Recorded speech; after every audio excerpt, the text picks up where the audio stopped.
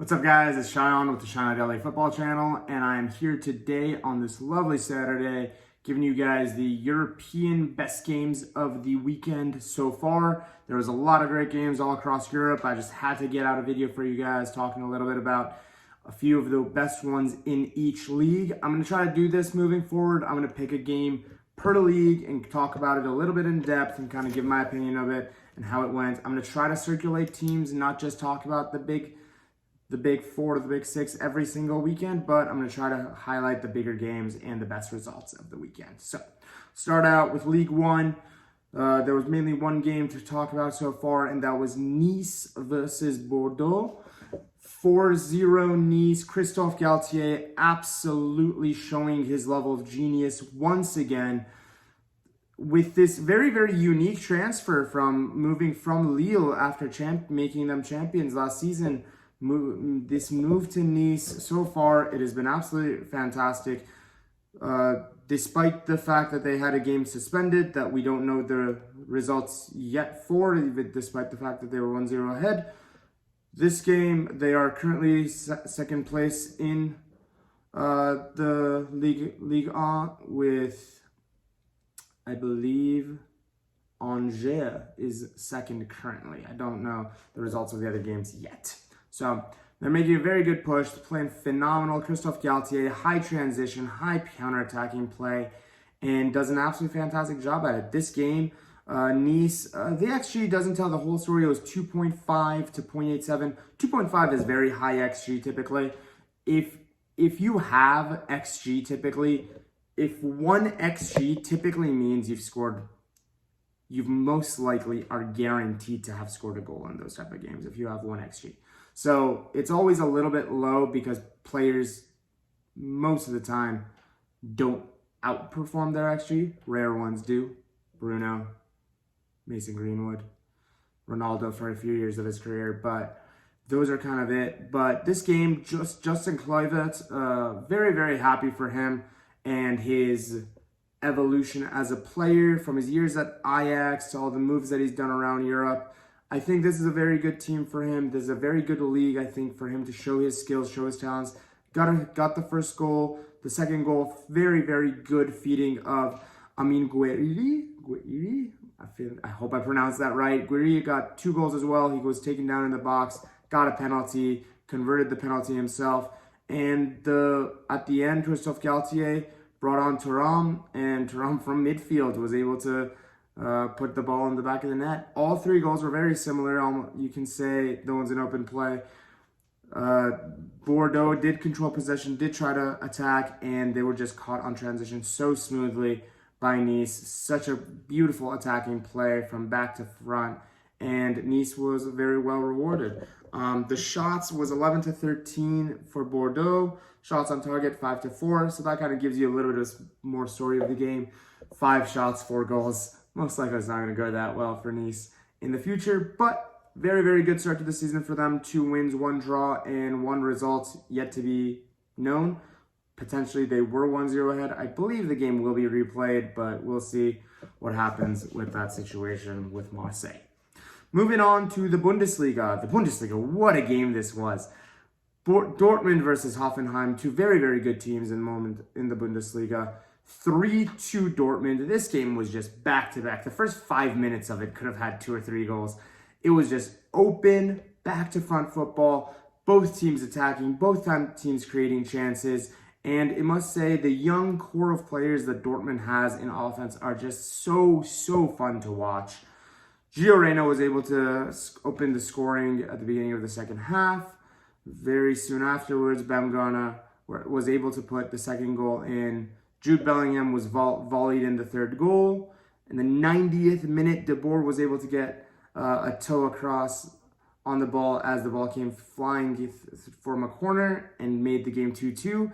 And in the 93rd minute, there could only be one player, and it was Erling Haaland, and he was an absolute nightmare. The size of the man is just an absolute, it's disgusting how big he is, given how much skill and how fast he is. He was bullying defenders all over the place. There's a scene where he has a 50-50 with the center back of Hoffenheim, and The guy just gets blown away. It's ridiculous. Erling Haaland is an absolute machine. And I'm going to give a quick shout out to both Kobel and Baumann, the goalkeepers of both teams, because they both played fantastically. I'll tell you right now, the XG of the game was 3.4 to 2.4. So technically on the score sheet, you can say the scoreline was accurate. Dortmund possibly did deserve to win. It's going to take Marco Rose a little bit more time to get that front line connecting a little bit better, just with the inclusion of Malin, with a few other players coming in, Brandt, Reina, Haaland, Royce coordinating behind them. It's going to take a little bit for all of them to gel together, but so far so good. They're creating chances, 24 shots to 10, 13 to 5 on target, and 60 to 40 in possession. All around, it was a fantastic game, very, very high intensity, fantastic Bundesliga game, as I've been recommending all week long. Watch the Bundesliga. It is one of the best leagues after the Prem. Moving on to the Prem, 4:30 game, Man City Arsenal. Well, this didn't go as I thought it would. I did expect City to win. I didn't expect Arsenal to get smashed to this level. 5-0 to City. The XG had it at 4.4 to 0.12. Very, very bad day at the office for Arsenal. I'm going to give them a little bit. I've been defending Arsenal for about 2.5 weeks now. I kind of can't be defending them anymore. I do not understand what Mikel Arteta... There's a few red flags under Mikel Arteta's regime that I just do not understand. The spending this season has not been good enough, in my opinion. I don't believe the players they've bought in are good enough to take Arsenal to the next step, but specifically to compete this season, that team looked so weak today. To be fair, no Ben White, no Thomas Partey. Lacazette came off the bench. Lokonga didn't play either. But more than anything else, I think the red card obviously kind of ruined the game from there on. I do not know what Xhaka is doing. Xhaka has actually had the most red cards with 4 in the Premier League ever since he signed for Arsenal. And no team has accrued more red cards since Mikel Arteta has been appointed than Arsenal, with 10. The closest team is City and Brighton with 5. That shows something about the team that's just not right. There's some type of managerial deficiency there, because that's just kind of a pathological issue. When it comes to problems, you have normal, you have abnormal, and you have pathological problems. And this just seems like to be a bit of a pathological problem for the Arsenal team at the moment. The possession was 81-19. It's against Manchester City. Can't really be too critical of that. But the shots was 25-1. It was a very hard day for Arsenal fans. A lot of fans did exit the stadium after the red card came out. The first 2 goals, the funny thing was Arsenal actually started out very bright. They were on the front foot. They were making attacks. Ederson was getting a little shaky. Some chances were being created. Crosses went into the box. Different day. One of them could have gone in, maybe. But on the defense, how Gundogan is able to get a free header in the box on the back post.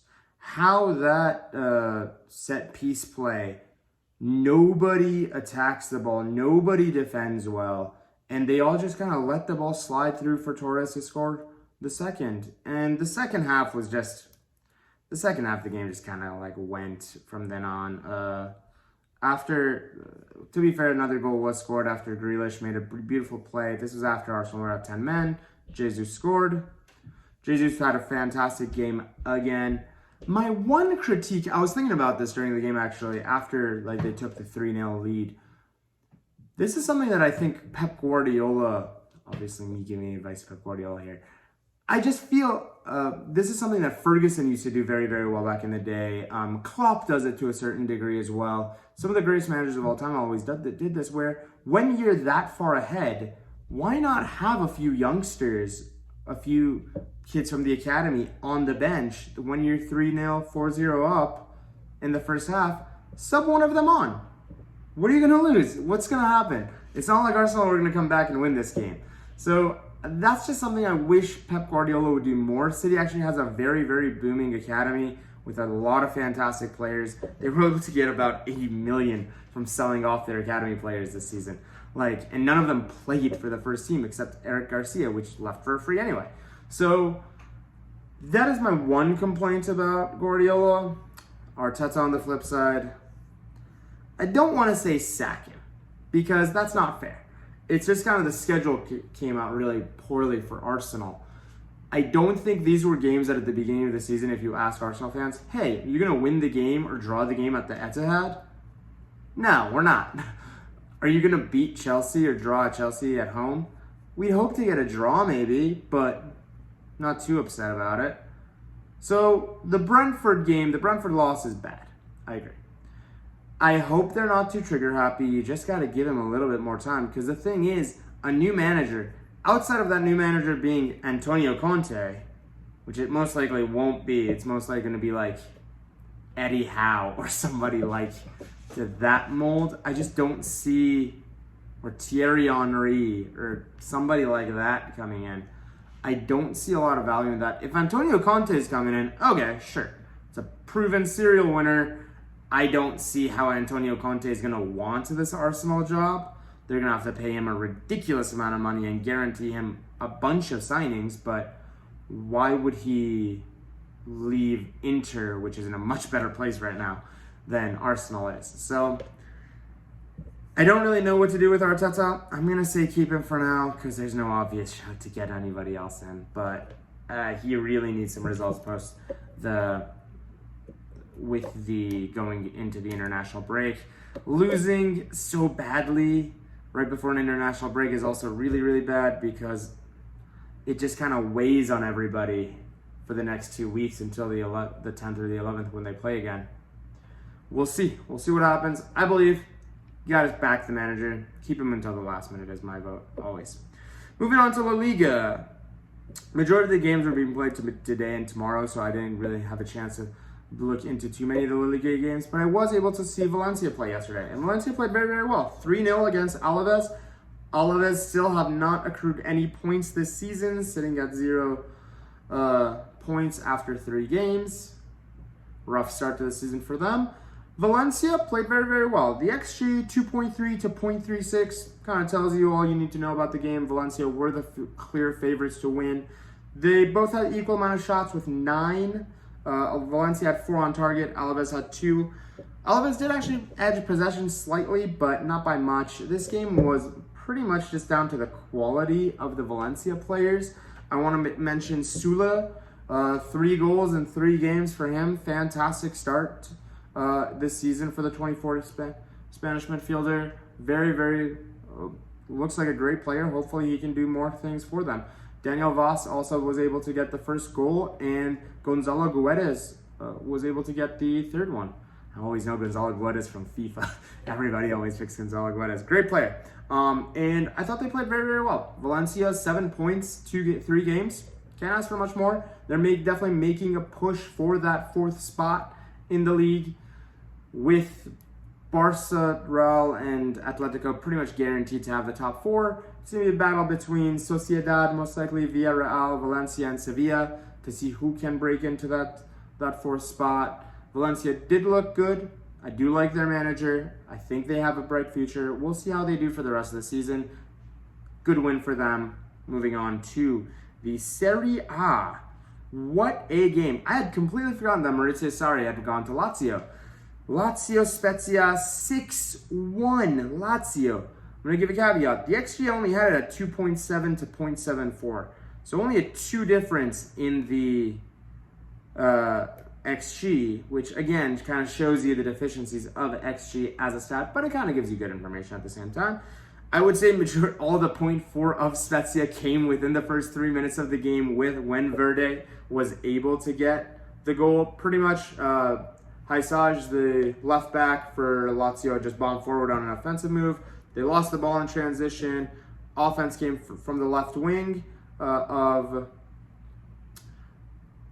Spezia, and ball got shot, goalkeeper Reina deflected it, and Verde was in the back post by himself, tapping it in for a goal. Pretty easy goal, kind of studded it in. But I must say, Lazio came back with a vengeance. It only took 2 minutes for Immobile to score a goal off of a fantastic Luis Alberto pass, and those two are going to have a fantastic relationship. Immobile is just one of the most lethal strikers in the world. You take out Lewandowski, after Lewandowski and Mason Greenwood? No. After Lewandowski, I would say Immobile is by far one of the most lethal strikers. You give him half a chance, he's going to get a goal out of it for Lazio, not for the Italian national team. But fantastic game from him. He got the first goal. He also got the second goal. Felipe Anderson pretty much shot the ball into Luis Alberto, and Luis Alberto is just such a classy player. Gently cushions the ball for Immobile, and Immobile smashes it into the bottom left corner. Game goes on. Penalty for Lazio in the 45th minute of the game.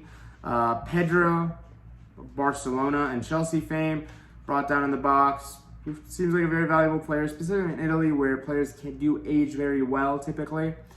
And Immobile missed the penalty on purpose because he didn't want the hat trick to be off a penalty. Luis Alberto sends in the corner and he gets another goal.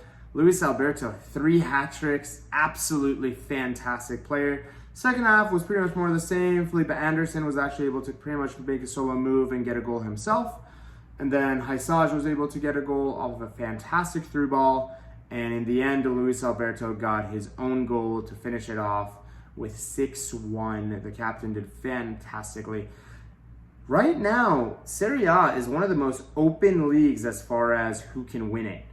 With 3 of the top teams pretty much all having new managers. Atalanta obviously still has Gasperini, and Roma still have their, Milan still have their manager obviously.